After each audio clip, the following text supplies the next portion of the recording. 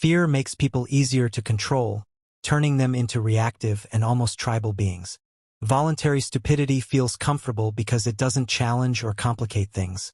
It simply provides a false sense of security. In a world obsessed with certainty and with always being right, fear and stupidity form the perfect alliance. Plato warned us about this in the Republic, saying that democracies can decay into mob rule when irrational desires outweigh reason. The French Renaissance thinker Montaigne once wrote, "The surest sign of wisdom is cheerfulness. Since fear and stupidity thrive in panic and fatalism, let's be honest. Stupidity is everywhere today, amplified by the internet. Pretending otherwise helps no one. But stupidity is not the same as a lack of intelligence. You can have a genius-level IQ and still make choices that make people wonder if your brain is on vacation." History shows us that some of the most powerful figures in the world have also made the most foolish decisions. So let's be clear. Stupidity isn't just ignoring facts. It's the refusal to think critically and the constant repetition of nonsense until it begins to sound like truth. Voltaire expressed it best. The more often a stupidity is repeated, the more it gets the appearance of wisdom. History has proven him right. In the Middle Ages, people believed the plague could be warded off with herbal amulets. In the mid-20th century, tobacco companies ran ads with doctors claiming smoking soothed sore throats. A lie, if repeated often enough, turns into a sacred truth. The word stupid has become common thanks to the internet and social media. It's now used casually, either to dismiss opposing views or to sound bold and edgy. But throwing the word around is not the same as thinking critically.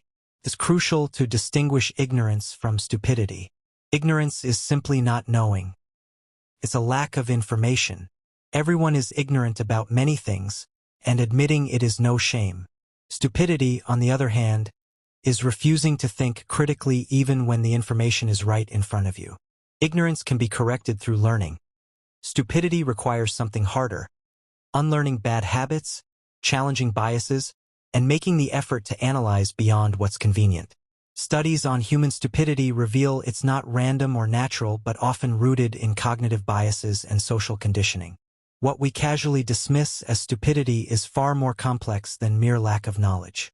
This brings us to Dietrich Bonhoeffer, the German theologian who argued in the 1940s that stupidity is more dangerous than evil. Evil has intent and knows what it is doing, but stupidity can be manipulated, weaponized, and used by evil without even realizing it. For Bonhoeffer, stupidity wasn't an issue of intelligence, but a moral failure, a lack of will to think critically. He believed stupidity thrives in environments where people surrender independent thought in favor of group ideology, propaganda, peer pressure, or blind loyalty to authority. It's not that people are inherently stupid. It's that they give up questioning, analysis, and instead drift along with collective thinking.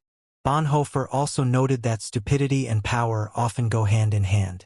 As someone rises in power, they are less likely to think critically and more likely to act foolishly.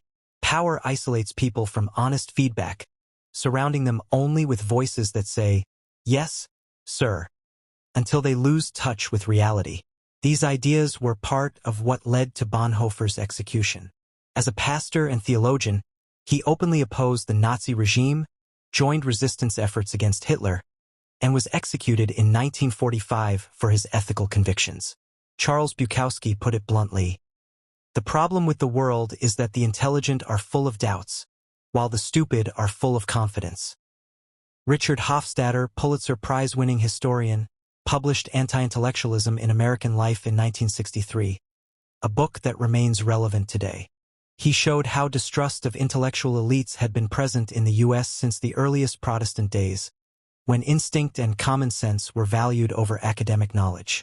That preference for instinct has lingered into modern times.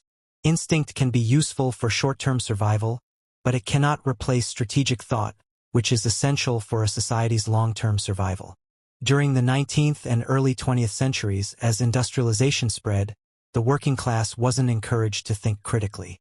Instead, they were trained to obey, repeat, and consume. Intelligence became a burden in factories and eventually in politics. During the Cold War, thinking too much was seen as suspicious or even unpatriotic. Intellectuals were branded as subversives, communists, or empty-headed troublemakers. Being accused of not being American enough was considered a serious offense. But this wasn't some spontaneous cultural shift. It was the product of propaganda, media consolidation, and corporate influence. It was no accident that the population became less critical. Keeping people emotionally reactive and intellectually passive was far more convenient. Critical thinking doesn't encourage impulsive consumption or mass sales, so it was pushed aside.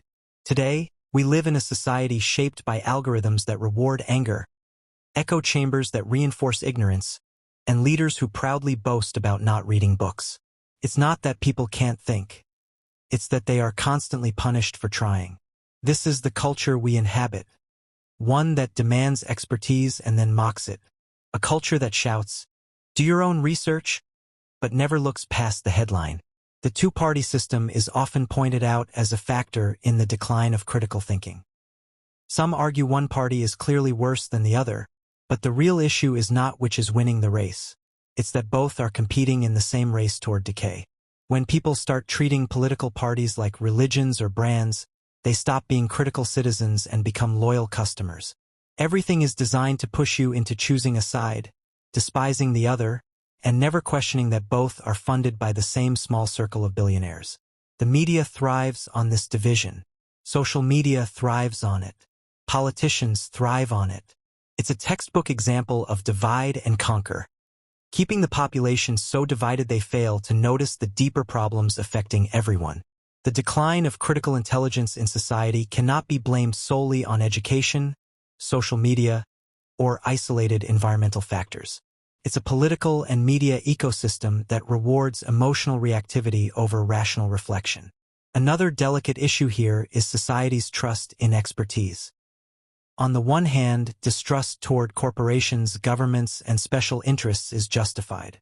On the other hand, it's equally unwise to grant credibility to anyone without training who offers simplistic, baseless explanations on the internet.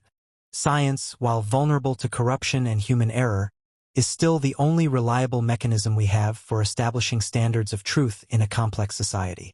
Science is not about authority. It is a collective, rigorous method of questioning, testing, reviewing, and correcting knowledge. To maintain social cohesion, it's crucial to recognize the authority that comes from education, experience, and peer review, and to distinguish it from personal opinion or misinformation. Failing to do so risks chaos and fragmentation, undermining society's ability to tackle real problems. We must reconsider the idea that all opinions carry the same weight, especially in fields requiring specialized knowledge and training. This phenomenon is not limited to one country. Across the globe, many societies are facing a similar decline in critical thinking and a rise in anti-intellectualism. In numerous places, incompetence is valued over competence, and the expression of baseless opinions is treated as knowledge, often legitimized with phrases like, "I did my research." The internet worsens this trend by giving every voice the same visibility, flattening distinctions between expert knowledge and superficial opinion. This directly feeds into the well-known Dunning-Kruger effect, where individuals with little knowledge or skill overestimate their competence. The Dunning-Kruger effect, though formally described in 1999 by David Dunning and Justin Kruger, has roots in much older wisdom. Socrates had already said that true wisdom lies in recognizing one's own ignorance, a refined way of pointing out that many people are misinformed while believing they are wise. Today, the internet amplifies this effect to an extreme. In the past, ignorance might be revealed or corrected in small social settings, like a dinner conversation. Now, someone can post online with absolute confidence, gather thousands of likes, go viral, and even profit financially from their false certainty. We live in an era where appearing to be right is more valued than actually being right. Genuine critical thinking has been replaced by the simulation of intelligence. It's no longer about facts, but about emotions. Not about learning, but about looking informed through short, shallow fragments of information. We might even call it an epidemic of certainty addiction, a compulsive need to always be right, even when obviously wrong. This obsession with certainty is a response to the chaos of the modern world. Fear, anger, disorientation, sleep deprivation, economic pressures. All of these create a constant sense of insecurity. Certainty provides a false structure and an illusion of control within a complex and often incomprehensible reality. But clinging to certainty in the face of overwhelming complexity is not courage, it's delusion. So, what path remains to face this reality? Civilization today can be compared to an old vending machine that rattles, flashes, and instead of delivering what you expect, spits out something entirely different. We are surrounded by information, yet starved of wisdom. We possess advanced tools, yet lack a clear manual for using them wisely. The real danger is that billions of people are constantly exposed to headlines, outrage, and dopamine-fueled stimuli, but have little time, energy, or mental health left for calm thought. Faced with this overload, many fall back into tribalism, defending political identities the way sports fans defend their teams. The goal is no longer the pursuit of truth but scoring points for one side, brand, or supposed moral superiority. And those in power celebrate this division, because nothing secures their dominance more than a population consumed by internal conflicts. Divide and conquer is not just a military strategy, it has become a business model. And the more we fall for it, the more we erode the little sanity we have left. Cultural wars have been carefully engineered over decades to distract from the real struggle, the class struggle. Yes, science is imperfect, can be biased, corrupt, or influenced by questionable corporate interests. But when there's a fire, you don't ask for the opinion of someone who watched a safety video, you call a firefighter who trained for years. The real problem is not questioning authority. Doing so is healthy and necessary. The problem is how authority is questioned, often without clear criteria, magnified by algorithms that feed our worst instincts. When all opinions are treated as equal, we end up with a dangerous false equivalence between expert knowledge and casual commentary. For example, a virologist with decades of experience may be perceived as just another voice in the comment section, as if expertise and speculation were interchangeable. To improve this situation, several honest and practical steps can be taken. First, we must normalize the phrase, "I don't know." Intellectual humility should be seen as a virtue, not a weakness. Media literacy should be taught from an early age, training young people to distinguish scientific studies from memes or superficial claims, and to evaluate the reliability of sources. Curiosity should be rewarded over certainty, fostering open conversations that begin with questions and end with a commitment to keep learning, rather than to win arguments.